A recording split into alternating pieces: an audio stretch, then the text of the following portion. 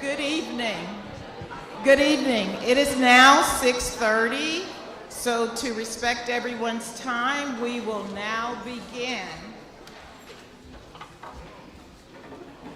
Good evening again, and I want to thank all of you for taking the time to join the Texas Education Agency at tonight's HISD Board of Managers informational session.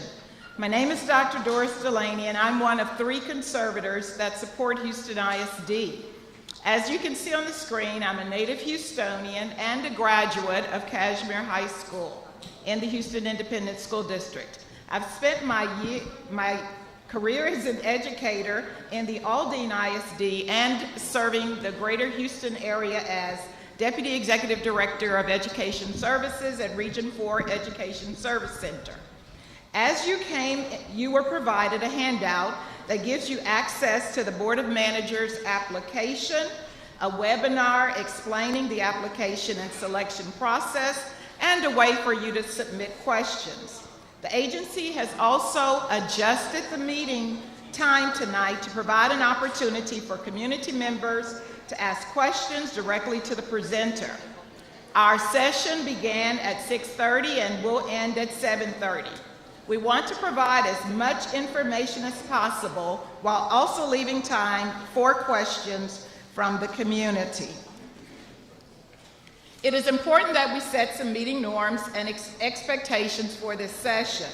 The agency is here to provide information on the role of the Board of Manager and the process to be on the board. We're asking that you please be respectful to the speakers and your fellow community members as the presentation is given. Again, the presentation has been adjusted or shortened to allow time for as many questions as possible. Use the Microsoft form found via the QR code that was on your handout to submit any questions that you'd like electronically, or be prepared to address the presenter when the time for questions arise. It is now my pleasure to introduce to you TEA Deputy Commissioner of Operations, Alejandro Delgado.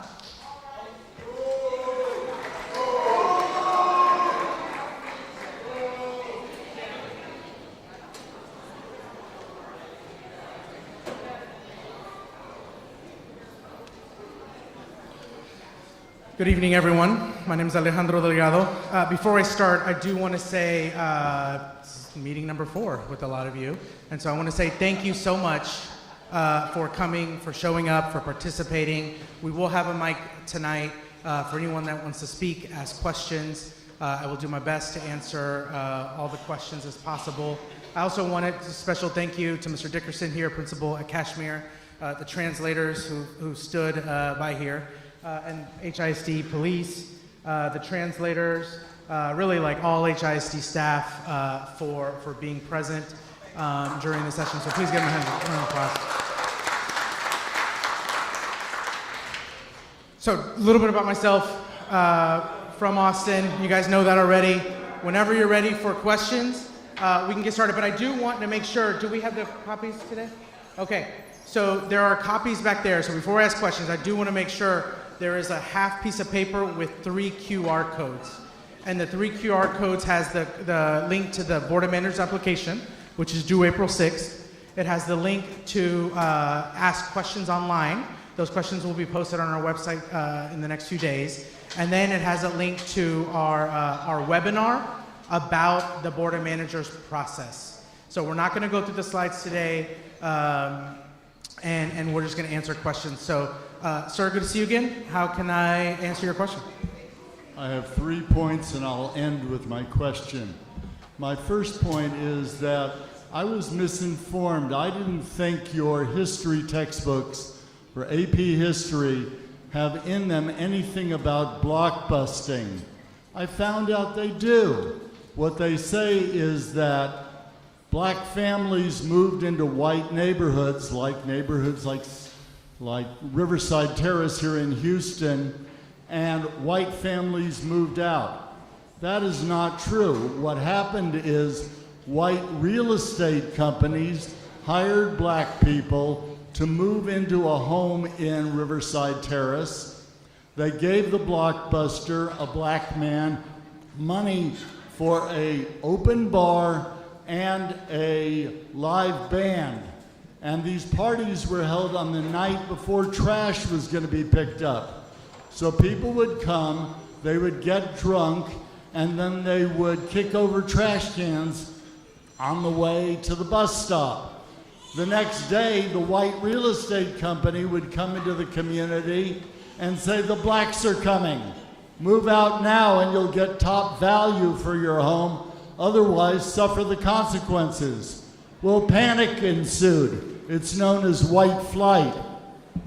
What happened is those white people moved out and took with them voting habits against their best interests, the best interests of the community, and as a result, we ended up with a flip in American voting habits. You don't teach this. You ought to correct your textbooks.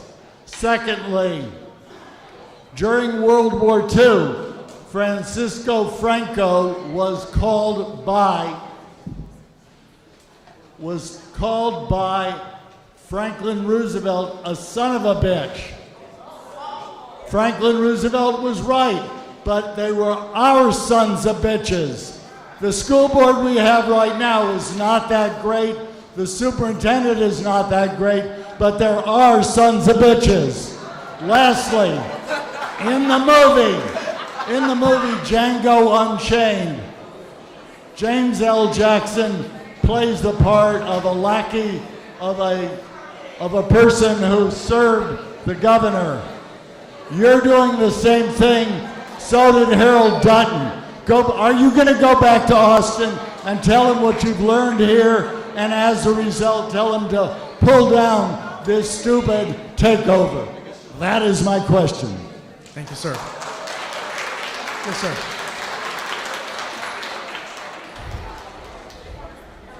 Okay. Realize that this happened back in 2018, and it's about the laws 1842 and 1882. Now, you made some mistakes last night when you said HISD had a B+. It wasn't an A. So that was one of the reasons why TEA is coming in to take over HISD. I keep telling you, taxation without representation is what started the revolution in 1776. If that's what you want, then keep going about it the way that you're going about it. I'm not moving. You don't live here. You're just a visitor. So I'm just letting you know, and I'm gonna keep the time. I just want to make sure that you understand, and everyone at TEA, and everyone at HISD, and all the HFT, everyone that listen. There aren't many teachers that are here. I live here.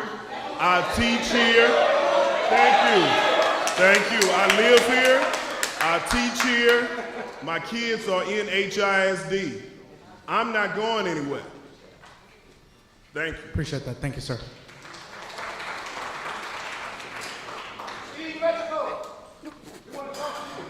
My name is Keith Downey. I'm co-founder of Wraparound Services for the district under Pro Unitas. And the one thing that we have to assure ourselves in this community feels misrepresented, period, across the board. We have to assure, if there is a board of managers coming in, our children in these communities need equitable funding. In fact, we need more funding. We need more funding. Whenever you put funding in a poorer community, the affluent says, what about us? Well, they don't realize they are affluent. So the point of the matter is we have to make sure that the proper services are in these schools to help our students. A scholarship should not be the exception, it should be the norm in our schools. That being said, are you assuring us that proper funding for because wraparound's not going to go away, that you definitely are going to put proper funding in schools, not just the Cashmere feeder pattern, because the feeder pattern approach, but all schools, that you're going to do that? And if you put a board of managers in, the reality is it takes about a year for them to get going, to get their feet up under them, to know what they're doing. So, that being said, are you assuring us that proper funding will go into these schools? I can assure that the Board of Managers and the Superintendent are going to work towards proper funding for HISD schools, including, importantly, the wraparound services that are happening right now, and continuing to maintain that. Can we go to the next question, please? Thank you, sir.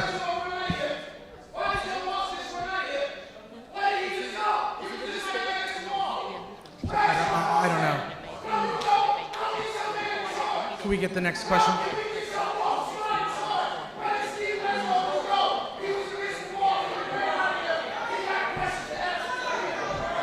We got a next question, sir.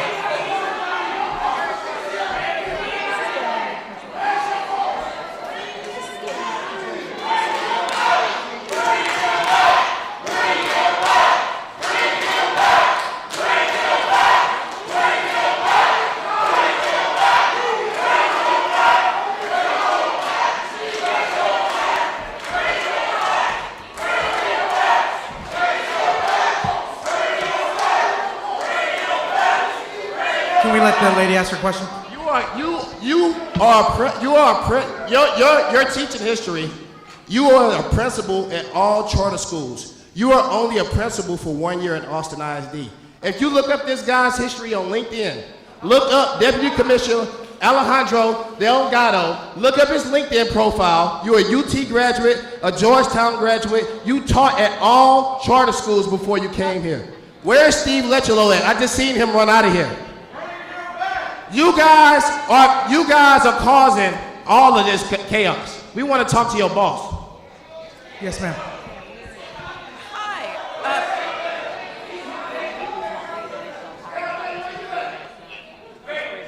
Hi. I had a question as a taxpayer.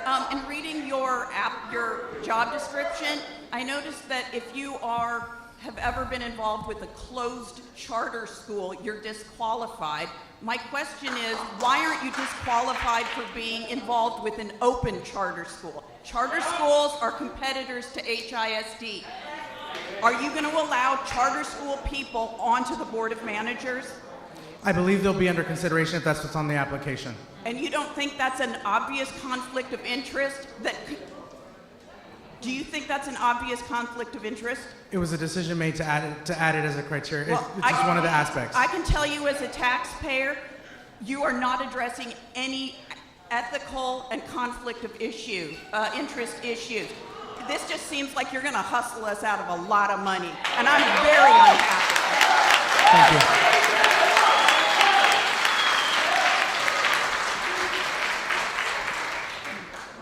I'm a former teacher with HISD. I'm also an instructional specialist in mathematics. My kids went to Booker T. Washington and Cashmere High School. My husband went to Wheatley. Now, we're looking at all the things that you plan on doing now. What happened during the pandemic when HISD came out of the pandemic with 94% of the schools A, B, and C? What happened? Did you think about what would happen if you allowed them to continue the progress that they were making? Did you ever think about that? Because nothing that you do, because you know none of us, you know none of the schools, you know none of the students, you haven't worked with any. Nothing that you do could possibly make the progress that they've made. So, what were you thinking? Thank you, ma'am.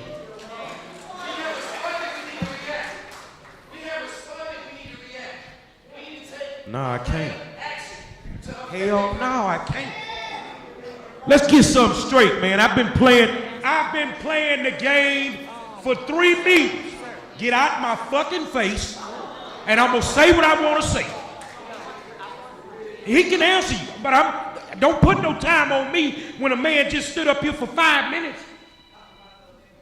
I said what I said. Say, man, we're gonna get into it tonight. I would like an answer to my question. Yeah, what were you thinking? I pay taxes just like you. Don't get into it. Just want an answer to my question. When you were in your house, when you were having Christmas, when you were eating Thanksgiving meals, I was busting my behind for these years. You don't get to tell me nothing. Me too.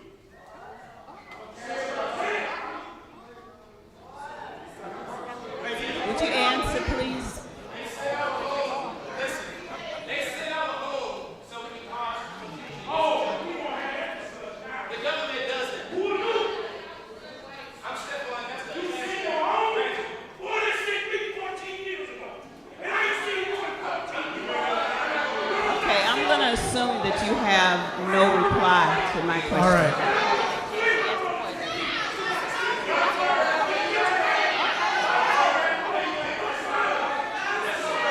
All right, y'all. Say, man. Say, if it's kids here, check it. Say, man, let's have a conversation. I went viral one night because I was throwing money at your school board. And while I was throwing the money and telling you that they getting money and they not taking care of our kids, ain't nobody said nothing. Ain't nobody said nothing. Greg Abbott, Delgado did not get indicted by the feds. They did not. Say they. Well, I almost told you who they sent. Say, man, we go outside and talk about it. Say, man, you get mad at me all you want. But when they needed me at Cashmere, I was here. When they tell your mama to shut up. And I said what I said. You got a problem protecting criminals. You have a problem with protecting people that misappropriated $2.7 billion in ESSA funds. Our children ain't getting what they need. And now you want to come in here. You've done it to me 1,000 times. You don't like the messenger. But if you're real about it, I tell you what, if you're real about it, I'll get you a charter bus and I'll take you up to Austin. Why don't you take your ass up there and deal with Marath? Because you ain't going to solve it here. But what you ain't going to do is tell me somebody sent me. They sent me when I was in my hospital bed fighting for every one of your kids. So go on and get your mind right. And any one of y'all that don't like what I just said, we go outside and talk about it. We go outside and talk about it. I'm 5'4" and I ain't took an ass whooping in 55 years, and I ain't gonna take one tonight. Hi, my question is, I was reading. Tell me when.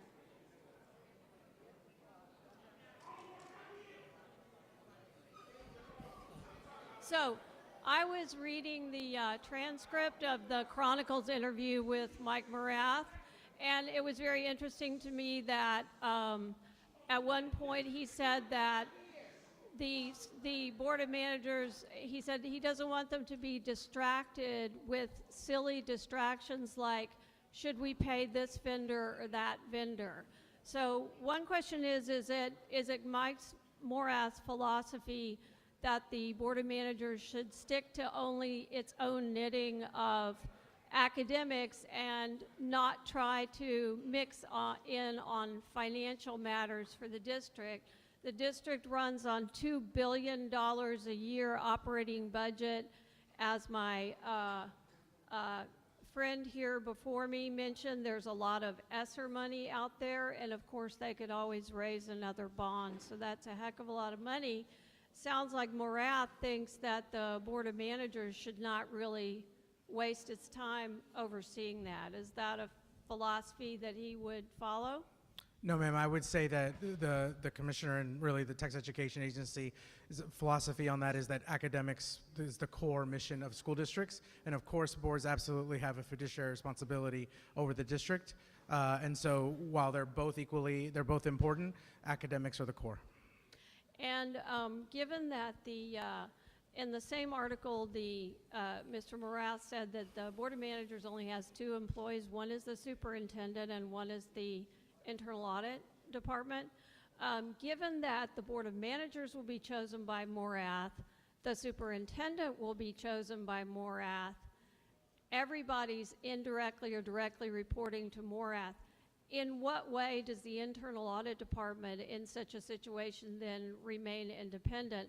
And how do we as citizens feel that there's any real oversight other than Morath over our money? The internal audit department will have the same responsibilities.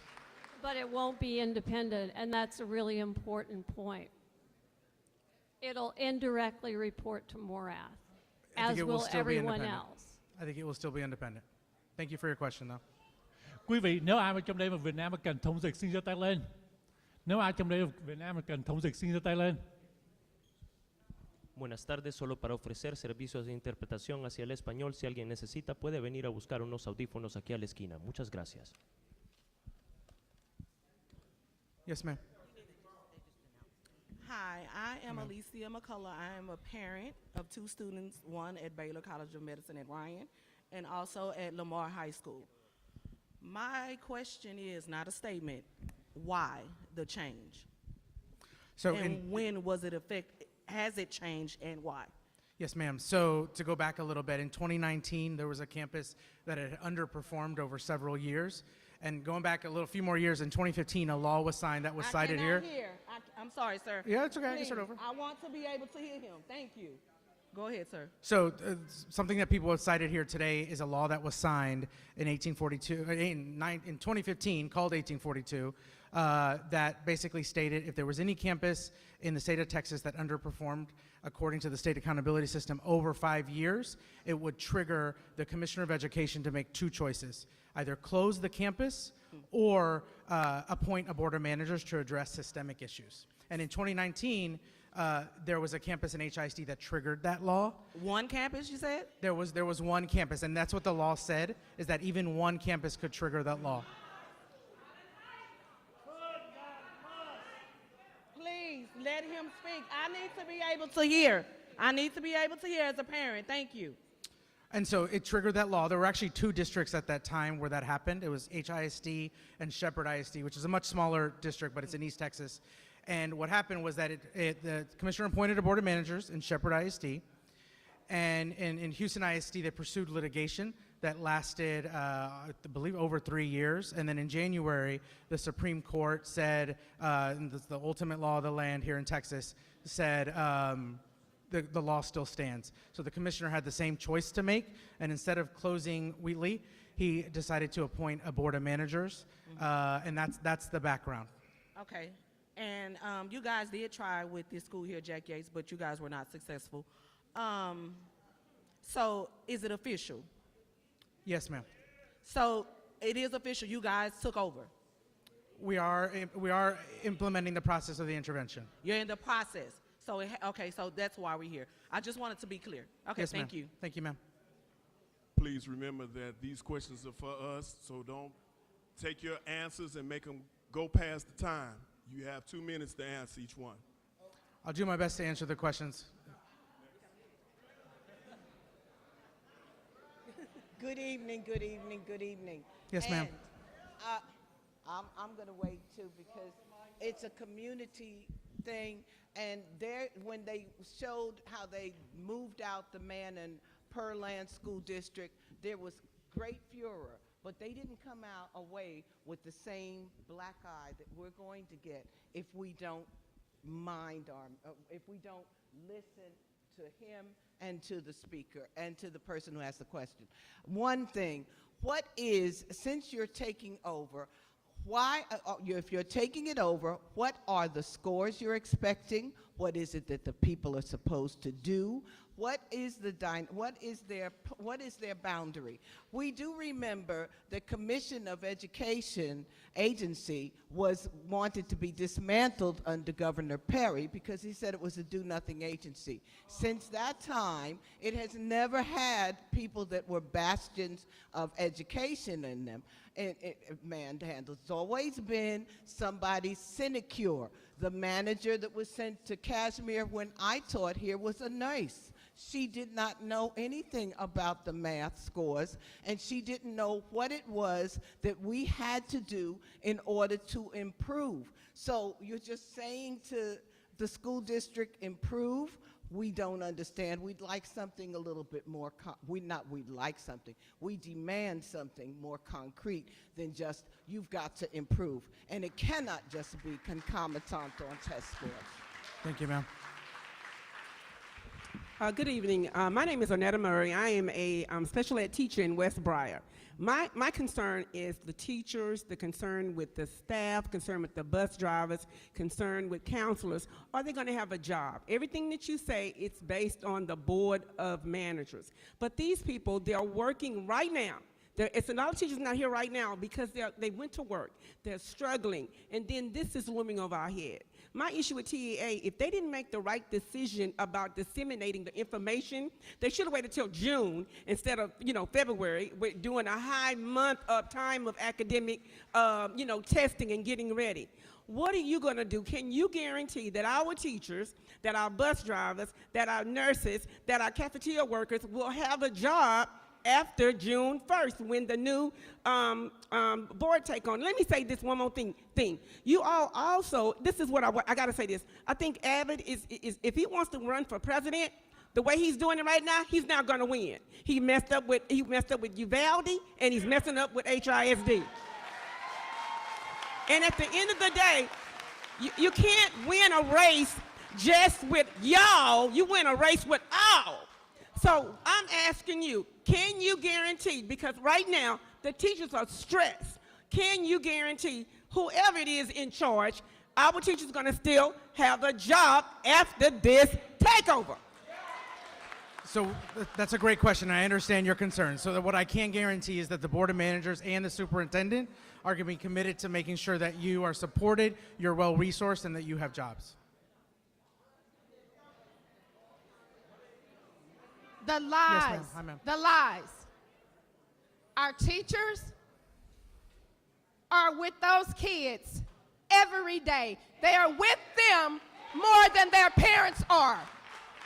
I went to a school board meeting, but let me tell you something. You got to wrap around in a school. You have community and schools in there, and those kids aren't getting what they need because y'all too busy fighting amongst each other trying to see who's going to get paid the most. I don't care about your salary. I care about the fact that y'all came in and took a damn hostile takeover to HISD. Then we have 5 black high schools. Now we are talking about segregation.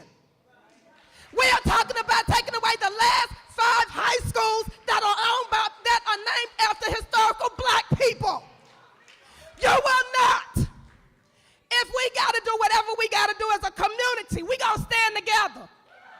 You all go up to Austin, you sit on those benches, y'all make decisions for our teachers. You make decisions, and then when they want to raise, you got the audacity to give them 1 or 2%. When they with those kids from 6:30 in the morning to 6 o'clock in the evening. The school bus drivers, they have to drive those kids and have to pick up extra hours just to make the money. Our HISD police department, who have to come in, don't nobody talk about that. So let me tell you something as a parent, and I ain't even scared to say it, yes, my daughters are in charter school. They've been there. They don't know what it's like to go to HISD, but I'm a product of a public school. My mama worked in the kitchen washing dishes. She learned how to make the food in the kitchen. So I'm 51 years old, and it ain't nothing wrong with a public school. What's wrong is the teachers are underpaid and overworked. So don't you get out of my ear. You're not going to tell me what to ask. So you need to figure it out because we're going to help you and Abby figure it out since y'all so deep in the pockets. We are going to stand together. Thank you, ma'am. Yes, sir. First and foremost, I'm a concerned taxpayer that's a graduate of this school, class of '81. And my question to you would be, is it takeover because you're trying to say that the academic levels are low in certain schools? That is correct. There are a subset of students, subset of schools that have been chronically underperforming. Okay, my second question to you is, I'm not gonna make this long, but this is something I want everybody to hear me. Will the takeover instill values, morals, and principles within HISD students? Our intention is to select a group of people that will support that. Okay, I have something I want you to think about. If you want to raise the academic levels, first thing I say, you should push to your local congressman to vote to give parents their authority back over the household to govern their children without fear of disciplinary sanction being brought upon them by the judicial system. Number two, reason why I'm saying this, I used to work for HISD as a police officer. I left the school district because the politics in the school was trying to tell the police officers how to police children of violent nature. So I left and I went to work for Harris County Sheriff's Department. I retired and came back in law enforcement because I see that these kids are in need of role models. Now, my question is, another question is here. Parents, you need to get more involvement with these kids. What you need to do is, instead of spending time at AAU events, take that time and sit in the classroom to see what's being taught to your child. That way, when your kid does come home with homework, you're brought up to speed on a new level of academic training that the children are getting. Does that make sense? Don't come to the school wanting to fight the teacher because you didn't teach your child how to count from 1 to 100, how to learn their ABCs, to learn that a capital A is not an uppercase or a lowercase when it's a small a. So what I'm saying is, right now, the way we're gonna fix this problem, it don't matter what your skin color is, you must come together like this before it gets to this point. Because even when TEA takes over, they got the same degrees, same certification, same certificates as the school board members now. So the only way we can fix that, united we stand, divided we fall. Thank you, sir. As a reminder, the community meeting will last until 7:30. Just as a reminder, the community meeting will last until 7:30. It is 7 o'clock. Please be courteous of other speakers as you're asking questions. Yes, ma'am.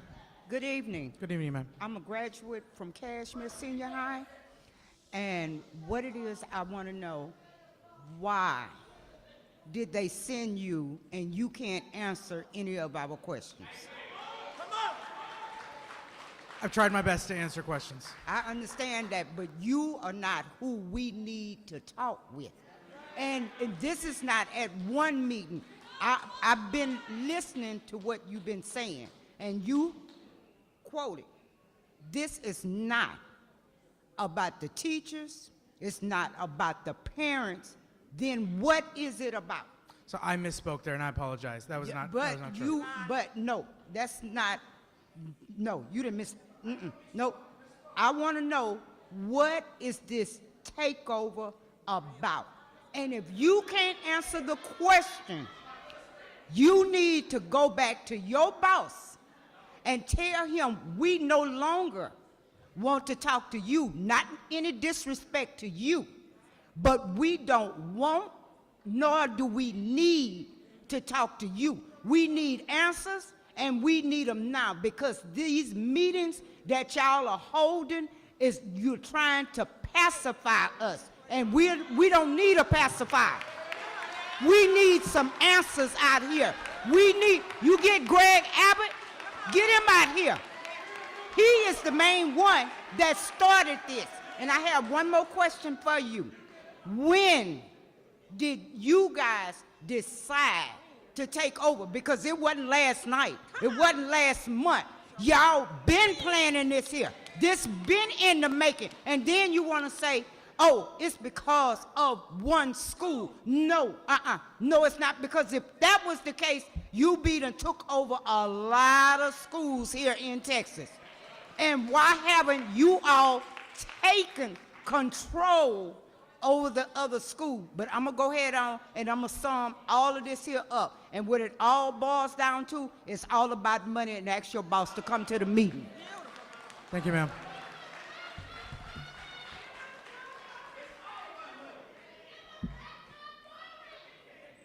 My passion, I grew up, I went to Cashmere High School. I'm a product of HISD, a Curry Road product right up the street.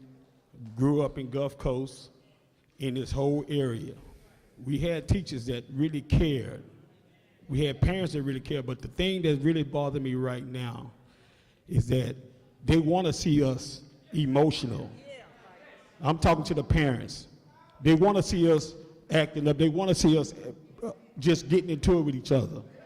The thing that we have to start doing is having a plan of action. over and over. We have to keep meeting with each other. We can't just come when this will happen right here. See, we have to be proactive, not reactive. Now we come here, we're yelling, we fussing and all that. They don't care nothing about that. What they only care about is what they have on paper right now. And no matter what we say right now, they still gonna take this thing over. But what we saying, I wanna ask you this question. When we get this, when all this thing is said and done with the board of members and all this thing, when we take our campus back, when is the deadline, when is the time, or how long will it take for us to get the HISD back to the community and the constituents of this area? So after 2 years, it will be considered, we'll have to look at the exit criteria, but 2 years is the minimum amount of time. Okay, so the exit criteria, what does that mean when you say exit criteria? Yes, sir. So it's three things. One is no multi-year DNF schools. Improvement in delivery of special education, delivery of practices for students with disabilities. Okay, yeah, I'm trying to hear this. See, this is what we're talking about. We need to start listening. We're trying to get our campus back right now. We're trying to get it back. So go ahead, sir. I just want to hear that. So we can have a. The last one is improvements in governance and board systems and processes. Okay. So, and that's using a framework that we have at Lone Star Governance. All right. Thank you, sir. Yes, ma'am. I'm an HISD parent. I have a student with a disability, and she receives special education services in HISD. For the last couple years, I've been advocating with our elected school board, the people that we chose to run our school district, and several of them are here tonight. I have access to them. I've been able to meet with them to help advocate for students in the district. I'm very concerned about a new board of managers and what qualifications they will have for special education, since it's one of the priority areas of a takeover. What qualifications is the commissioner going to be looking for in a board of managers that is going to help solve the special education crisis, which has been going on for years, and the TEA has been here for 2 years overseeing special education and not been able to improve it. I really need to understand what the qualifications of those people would be, and there's already exit criteria for special education, so what's changing? So let me just be clear about what we're looking for. So first and foremost, a belief that all kids can learn, and that includes especially students who are receiving special education services. We're looking for folks who represent the community, who come from all over the city, who represent the diversity, the socioeconomic, racial, geographic diversity of the city, and we're looking for folks who are willing to engage with the community, who are willing to work together. And let me just add to your point about special education. There actually have been improvements specifically in child find over the past 2 years with our conservators, but we're going to be looking for folks who have, really at the core is who believe that all kids can learn and are willing to work together. But they won't necessarily have to have special education knowledge or expertise to serve on a board of managers? Not specifically, no, ma'am. I'm an HISD teacher, and this is the first year that's felt normal since the pandemic, and really due to the incredible efforts of students and teachers, we're finally getting our schools back to pre-pandemic levels, right? Including Wheatley High School, right? Everyone's getting back to those levels, but the state of Texas has now imposed 3 new measures. One, we're doing a STAR 2.0. Can anyone explain this to me? Why we're making the STAR exam more difficult? One, can you answer that in a second? 2, why is it that the T-test system, this teacher evaluation system, it's stressing our teachers and our administrators out to the max? We're having to do more walkthroughs than ever before, more meetings. Everyone, there's teachers that are on anxiety medication, for God's sake.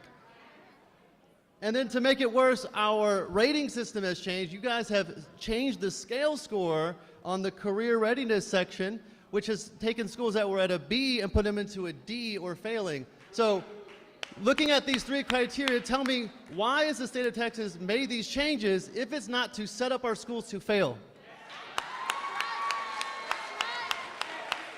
So could you talk about the STAR 2.0 for one? So the goal is not to set up students to fail. The goal is to support school systems. We're trying to raise the bar and expectations for students. Why are you trying to raise the bar and we're still barely out of the pandemic?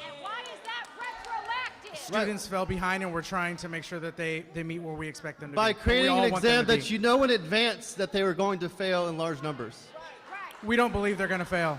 Right. Is it also true that some school districts had to pilot the test? I don't know if that's accurate. Right. I'd like to hear more about that, but. Okay. Yes, ma'am. Hi, good evening. I'm also an HISD teacher. And so here's the thing. Here's the thing, y'all. 210,000 children in this district, and TEA is telling us they're taking over our district, taking control away from us for the good of our children. They're not with our children. We are. And when they come in, they're going to focus on STAR preparation, which gets rid of non-STAR tested classes and programs.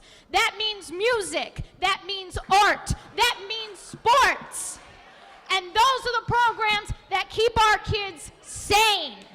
Those are the programs that keep our kids willing to keep going in math, science, English, social studies, languages, and their other academic electives. So what is TEA going to do when they come in here to recognize the humanity of the children we are recognizing the humanity in every single day? What are you going to do to prevent our children from being robbed of their life-saving, life-giving programs? We don't plan to get rid of any of that.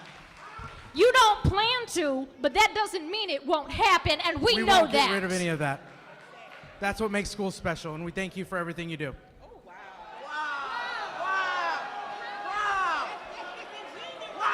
Believe me, it means more coming from the children.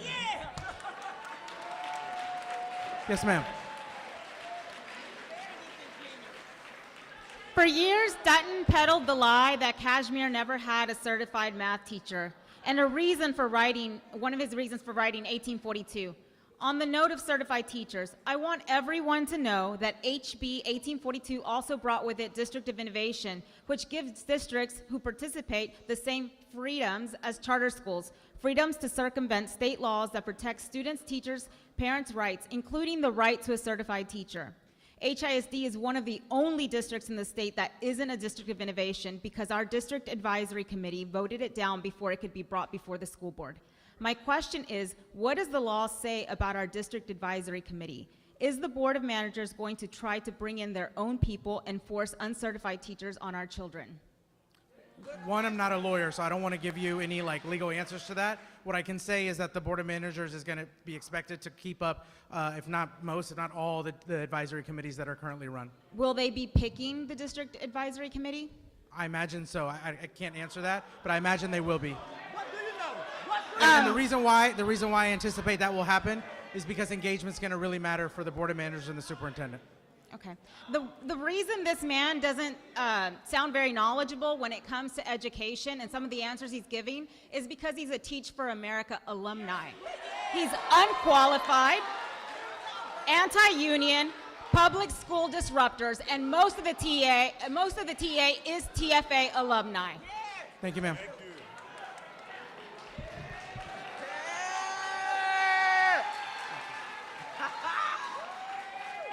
So I have a question for the puppet master, you. First of all, I have two questions, but I also have a comment. First of all, TEA I'm a history teacher here in this district. And TEA right now reminds me of the Ku Klux Klan.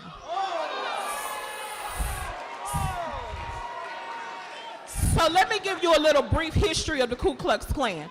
They used to ride at night where they couldn't be seen by people as they went and lynched black people throughout the South.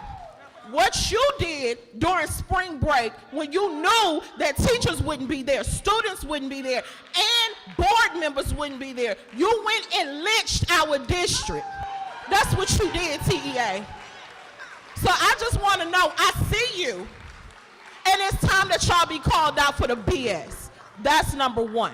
Number two, my question is, what are you going to do about teacher consultation? What are you going to do? Are you going to sit down with the teachers who actually are with the children day in and day out and get our input on what's going on? Because again, it's easy to make decisions from a glass house.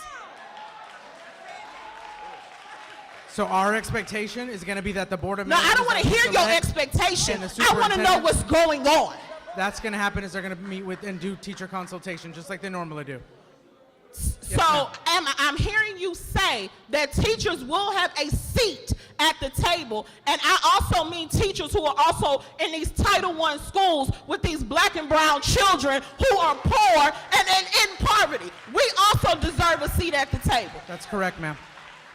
And my last question is about the STAR test. I don't know if y'all know, but the state of Texas has spent $78 million yearly on the STAR test. So, are we going to be required to keep teaching STAR? I mean, because again, your measurements, since we talk about data so much in this district, your measurements saying that there's a certain goals that we have to measure, and of course that's around testing. And you already know, because you already have the data and the stats, you already know that in certain areas our children are not meeting the standard, and the standard is white, by the way, that the standard for your expectations. So what do you plan to do about that? Thank you, ma'am. Yes, sir. Good evening, everybody. So I'm a teacher. I'm a teacher at Fleming Middle School. And my students both feeder into both Wheatley High School and Cashmere High School.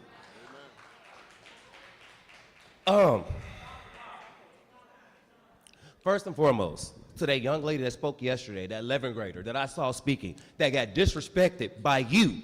When we teach our students to stand up for themselves, that young lady was at a meeting yesterday. Her questions were not answered. She was ignored. And as a teacher, I find that to be offensive. Secondly, TEA don't know what goes on in these schools. They don't know what goes on in this neighborhood. We don't have the resources that we need to get these kids where they need to be. I'm on the front lines daily. I may have went to the school that I teach at now.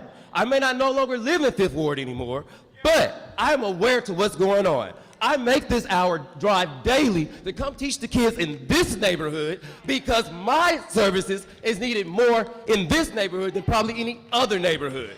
So I'm willing to come to this side of town and to teach these students, these black and brown students that are probably watching today. Because one of the things that we are taught that we should model the behavior that we want our students to do. So I hope our students are watching their teachers defend them because no one else is really talking about these children. Because at the end of the day, it's about the children, because they are the future. So once again, you should be taking input from the teachers, from the folks in this community, because we are there. We show up to teach these kids. It's us spending our money when these kids say they are hungry. It is us finding ways to try to store food in our classrooms so that when these kids come to us because they can't learn because they're sitting there hungry, or they're sitting there because they don't have lights on, or they're sitting there because their family don't have water. I thank God for HISD for having wraparounds that we can go and pay these kids rent. Get these kids the things that they need so that they can have an opportunity to learn. So when the state comes in to do this, we know the state is not about to continue these services that we have for these students. And lastly, as I taught my students, because my background is in history, and I make sure my students know the importance of voting. So I hope right now that they have learned that they should go out and vote so that we don't end up in this situation ever again. Because as they know, they all know that they have rights. All my students know that. And at the end of this, everyone else here should know that you have rights as well. And hopefully this will bring the community out and make sure that we vote, vote, vote, vote, vote.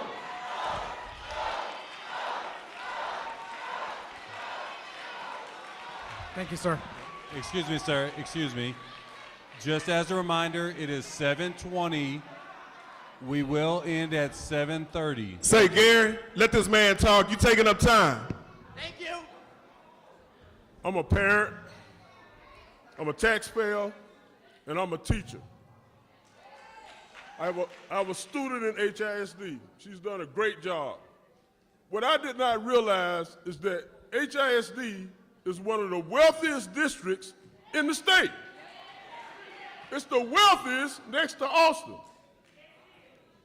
Yet, we never have money. I could not understand it because I was listening to the Legislative Budget Board.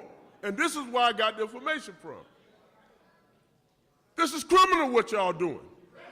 If you were at a bank, you'd be robbing a bank, you're robbing our community. It is enough, our glass is full. People are passionate about what's going on in our schools. Then you're talking about giving $8,000 vouchers to rich people to pay at private schools. You're going to take money from our schools that we need resources and give it to those rich people. The rich get richer and the poor get poorer. It's enough. We're tired of it. Stop victimizing our district. We have a B rating. That's above average. We have a B rating. It's above average. It makes you don't have any justification for coming in here taking over this district. None whatsoever. Okay. Enough is enough. We're fed up. We're fed up, and we're going to fight to stop this takeover. It makes no sense. Thank you, sir. Thank you, sir. My name's Mike Doyle. I'm a lawyer here in town in large part because my aunt, who is a teacher's aide in a public school, encouraged me and my brothers to go on to college. I'm also the chair of the Harris County Democratic Party now. I have a math question because I heard you tonight, last night, and we heard TA Commissioner Mike Morath in the Houston Chronicle interview point to Shepherd as what they're going to do HISD. And the math question is this little ISD up the road has less than 2,000 students. We've got over 209,000 here in HISD. They have 1,400 economically disadvantaged students. We got over 165,000 here in HISD. They have 35 English language learners in Shepherd. We've got over 71,000. They got 144 teachers up in Shepherd when they took over. We have over 11,000. So here's my math question. Did TEA come in and help those 35 English language learners up in Shepherd? What was the secret sauce? Because we've got 71,000 here. Did they have training for their 144 teachers that we keep hearing as a success? What are they going to do for the 11,000 teachers here? Because kind of the big question is, if they're doing this, are they going to pay for it with the 1,000 less people at TA, 500 are accountants, or what are they going to do? Are they start taking tax money from our parents, our taxpayers here, to pay for consultants that magically did this with 144 students up in Shepherd? What's the answer, sir? It's just a math question. It's just a math question. It's a great question. So the TA has appointed board of managers in 7 other districts since 2010 and has shown results in 6, including Shepherd, since that time. And they've ranged everywhere from 3,400 students to 50,000 in El Paso ISD. You're right.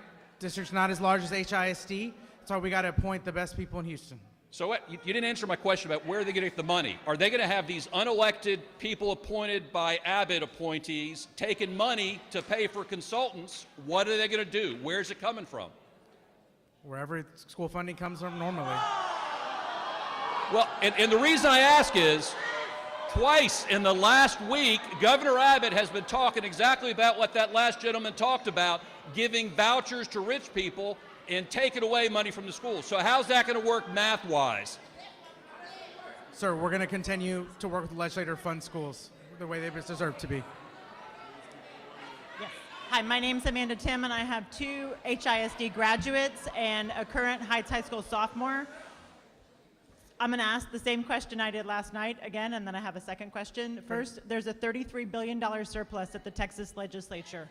Is Mike Morath asking for some of that money to help do all the things that we need to do to get back to where we need to be in HISD? So I do know that the commissioner is having conversations with members of the legislature, including the Houston delegation, for additional funding. Specifically, I don't know exactly how much he's asking for or what he's requesting, but he is speaking with legislators for additional funding. Okay. So the second question is, it's chilling when a democratically elected Board of Trustees is being replaced, at least temporarily, by appointed Board of Managers. What will be the public oversight and transparency for the community? Are you going to have an independent group of observers of teachers, parents, community members who can make sure you're picking qualified people instead of political operatives for the Board of Managers? So it's a great question. So we are going to ask the elected folks here in Houston to provide feedback on the people that applied to the Board of Managers. So they're going to have a say. So your elected officials will have a say. So provide feedback on who gets selected.